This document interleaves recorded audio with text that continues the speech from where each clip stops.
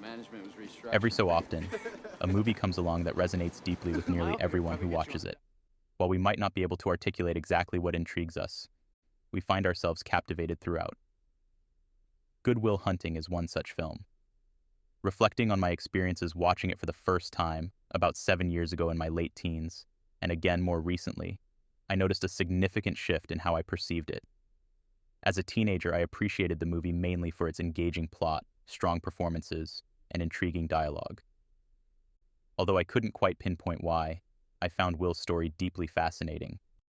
Fast forward to the present, and after watching the film several times over the years, I've started to uncover its deeper themes. With the benefit of new life experiences, I now relate not only to Will's destructive patterns of behavior, but also to the path toward healing them. This evolution in perspective has made me believe that Good Will Hunting offers valuable lessons that can guide us on our journey through life. Throughout this video, we'll delve into Will's encounters that lead to his transformation and see what we can learn from them. At MIT, where Will works, Professor Lambeau posts challenging math problems for his students. Will solves them with ease but is caught finishing one. Meanwhile, he's arrested for assaulting a police officer after a brawl. This time, the judge isn't impressed by Will's antics and sends him to jail. Professor Lambeau intervenes, arranging Will's release on the condition that he works with him on math and attends therapy. Will quickly scares off several therapists, but Lambeau enlists Dr. Sean, a psychologist and former college friend. With Sean, Will finally meets his match. Throughout his life, Will has used his brilliance to rationalize, deflect, and avoid confronting his deep emotional wounds.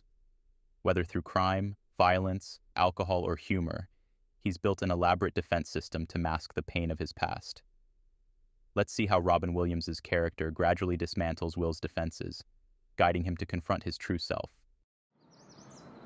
Unless you want to talk about you, who you are. Dr. Sean and Will's first meeting doesn't exactly go as Sean might have hoped. Will quickly uses his wit to expose the psychologist's vulnerabilities. He uncovers Sean's inner struggles and successfully provokes an emotional reaction from him. Will leaves the session confident he's rid himself of yet another annoying therapist. But sometimes, poking the bear backfires. Despite Sean's own issues, such as drinking, buying lottery tickets in denial, and grappling with mild depression after his wife's passing, these struggles don't diminish the wisdom and experience he's gained through life and suffering. It's this very authenticity and hard-earned insight that allows Sean to connect with Will on a deeper level, even if his methods seem unorthodox on the surface. Though Will isn't consciously aware of the bond forming, he begins to open up little by little, sensing the secure and non-judgmental environment Sean provides. This shift begins during the famous lakeside scene, where Sean's speech serves as a turning point in Will's journey.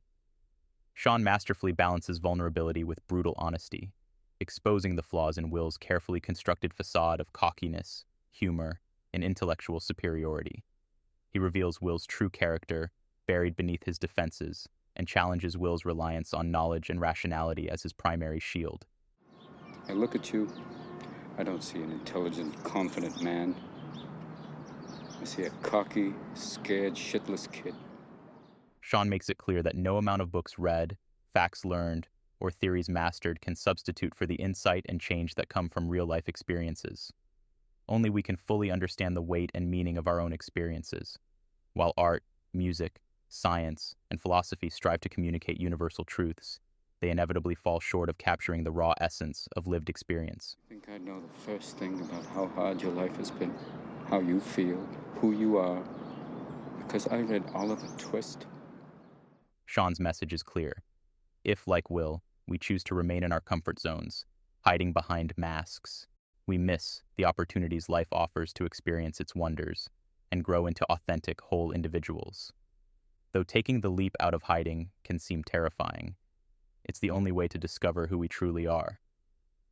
Sean's monologue strikes a chord with Will, leaving him speechless, a rare moment for someone who usually has a clever comeback for everything. It marks the beginning of Will's transformation, as he starts to confront the deeper truths about himself. The rest of the film can be seen as a tug-of-war between Will's true self, yearning to break free, and his false self, desperately trying to maintain the status quo. This inner conflict is evident in his relationship with Skylar, his refusal to pursue a career worthy of his talents, and, most significantly, in his conversations with Sean.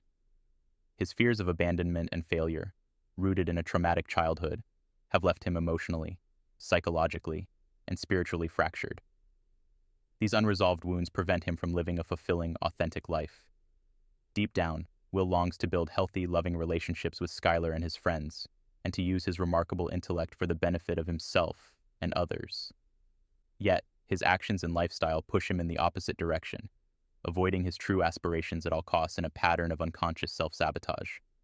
When confronted, he often becomes defensive, rationalizing his behavior or hiding behind his clever humor to avoid the pain of addressing his inner wounds. So what do you really want to do? I want to be a shepherd. Really? Like Will, each of us carries our own set of wounds and defense mechanisms. While they may differ in degree or form, they often stem from the same source: a lack of love or security in childhood. If we wish to live as truly free and whole human beings, these wounds must be dealt with and healed. The question remains: what is the cure for this broken inner state? We'll see soon enough.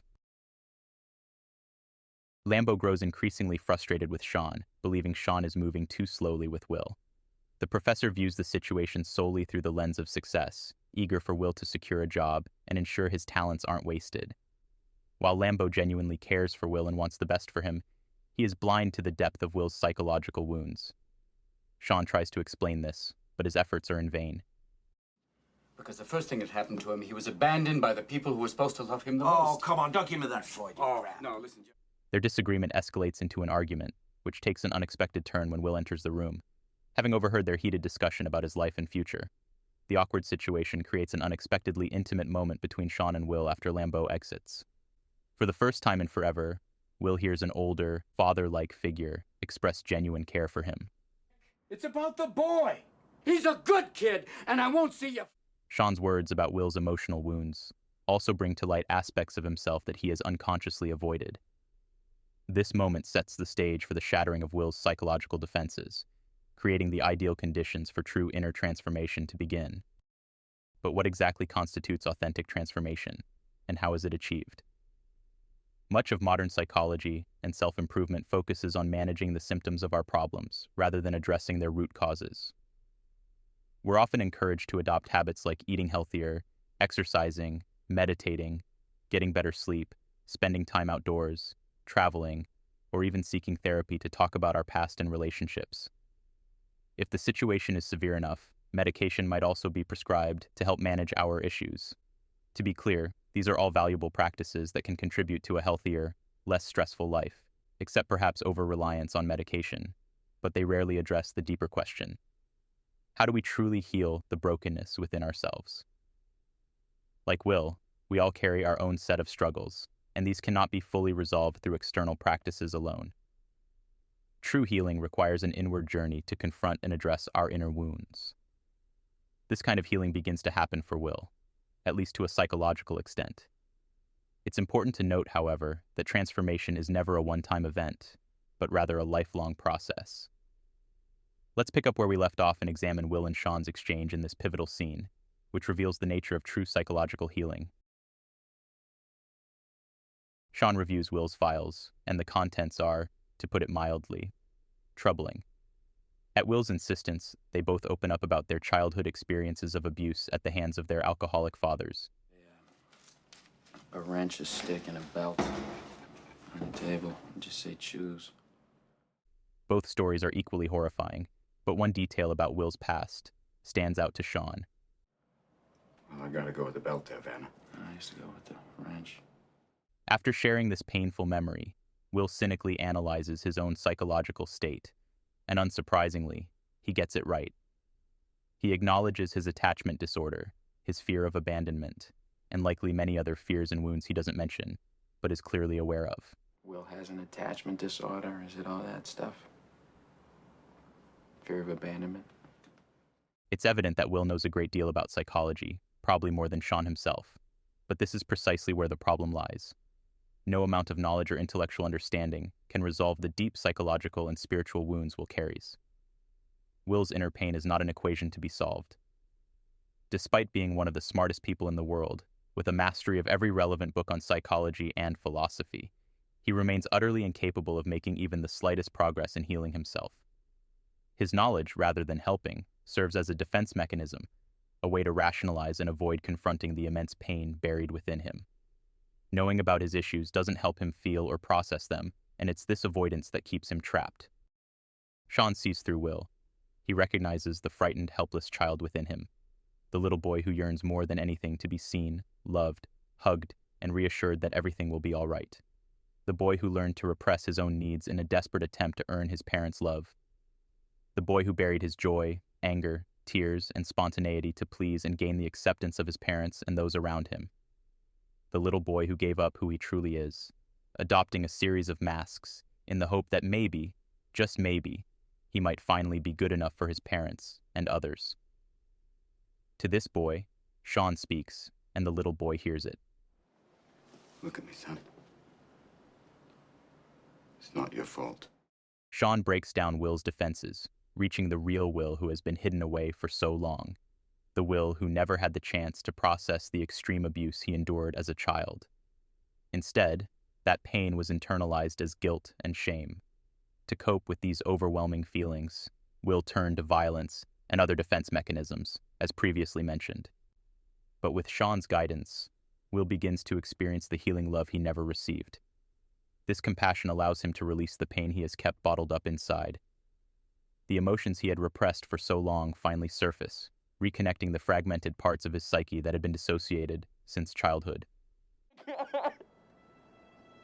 I'm so sorry. At last, Will understands what it means to truly be himself, not a false persona shaped by the trauma of his past, but the authentic Will he was always meant to be. Like Will, we are plagued by many of the same problems. While the severity and specifics of our past traumas may differ, we often face comparable consequences, each in our own unique way. To numb the pain within, we might turn to gambling, alcohol, drugs, sex, fleeting relationships, success, money, or perfectionism. These distractions may offer temporary relief, but they only help us escape the deeper issues for the time being. Only by confronting the pain can we heal it. This is no easy task. Our entire lives, we are focused on avoiding this simple yet frightening reality. It is only the truly courageous who are willing to face the inner dragon that terrifies us. Are you one of them? See for yourself, if you dare.